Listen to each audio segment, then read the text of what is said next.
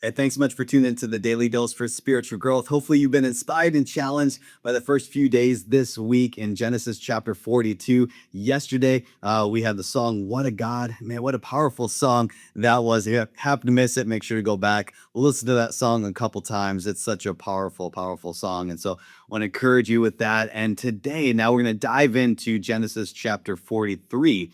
And just to pick you up to speed, Joseph's brothers, they came to the land of Egypt where Joseph was in charge. They came and bowed down. Joseph discovered that his father was alive and that now he actually has a younger brother, Benjamin. He claims that they are spies, even though he knows that they're not. He's testing them, and he's basically saying, now go back, get your youngest brother, and bring him back to me. Then I'll know that you aren't spies.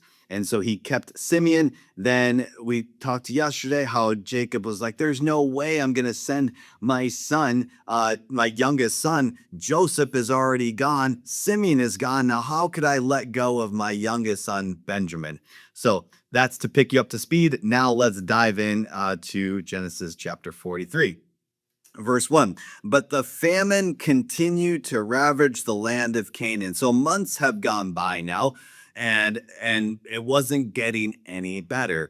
So it says, when the grain, verse 2, they had was bought from Egypt was almost gone, Jacob said to his sons, go back and buy us a little more food. Now, the brothers were like, hey, we can, however, there's no way that we can face Joseph. They didn't know he was Joseph, but they didn't know they're like, there's no way that we can face this governor without bringing our youngest brother, Benjamin. They're like, there's no way, we will die. There's no way that he will consider us spies and we will be dead on sight. And so now let's pick up the story in verse 11. So their father Jacob finally said to them, if this cannot be avoided, basically, if I can't avoid my son going with you, Benjamin, then I'm going to have to then at least do this. He says, pack your bags with the best products of the land. Take them down to this man as gifts, and balm and honey and gum and aromatic resin and pistachio nuts and almonds. Also take double the money that was put back in your sacks, as it was probably someone's mistake. Then take your brother and go back to the man. May God Almighty give you mercy as you go before the man, so that he will release Simeon and let Benjamin return. But if I must lose my children, so be it. And so let's just pause there. What I love, what I see right here, is that you see Jacob's integrity. You see that even though that he knew that, we talked about it yesterday, and how miraculously, these brothers came back to Jacob with full bags of grain and all the money that they had brought. And Jacob's like, it was probably someone's mistake. And so when you go back, I want you to take special gifts to this man. And on top of that, take double the amount, because he didn't want to do wrong. And I think that is so wise, because sometimes, when we can get away with something, or when somebody gives us extra money when they weren't supposed to, or whatever it may be, we can easily be like, oh no, that's awesome, and then try to get away with it, and without doing right. We see Jacob here, and we see the integrity that he has, and we see that, hey, I'm going to make sure that if it's someone's mistake here, I want to make sure to cover it, so then that way my sons have a good representation when they go to this governor. They go to this man. Again, not knowing that it is Jacob's sons, Joseph, their brother. They didn't know that, and Jacob didn't know that. But we see here living a life of integrity. Doing the right thing will always serve us better than trying to cut corners, than trying to get away with things that we shouldn't, or speak the truth when we feel like we got away with a lie. Verse 15. So the men packed Jacob's gifts and double the money and headed off with Benjamin.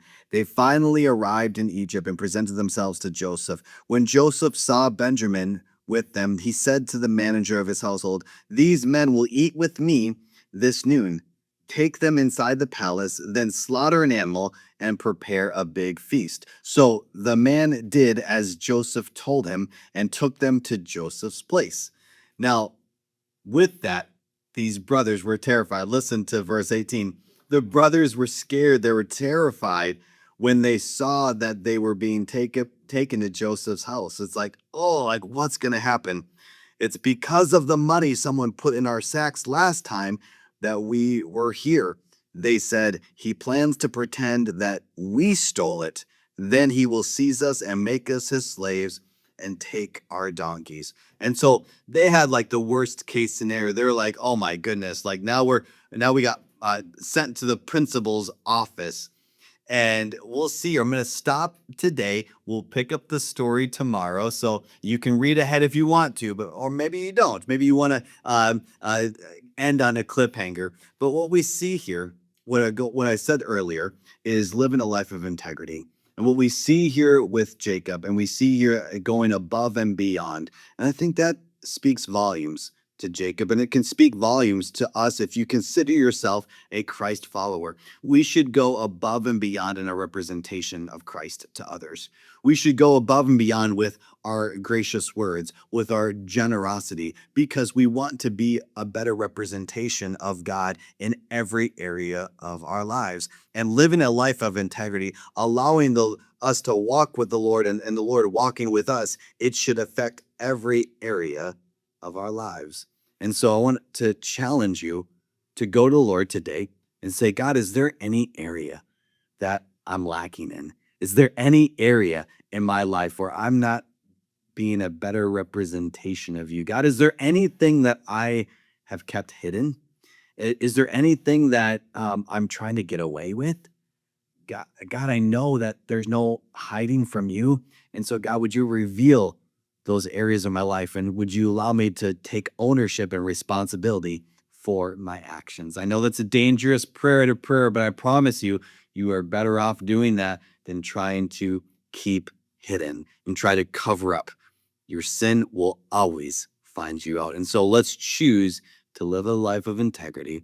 Let's choose to be a better representation of Christ today. Hey, thanks so much for tuning in. Make sure you tune tomorrow for the Daily Dose for Spiritual Growth.